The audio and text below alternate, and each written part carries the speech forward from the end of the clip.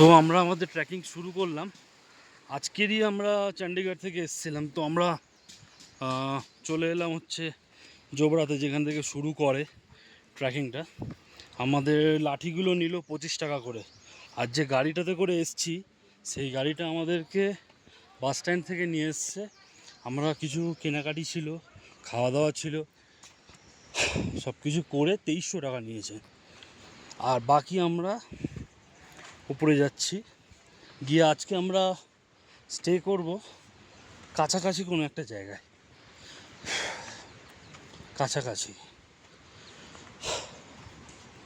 তো আর কিছু বলার নেই।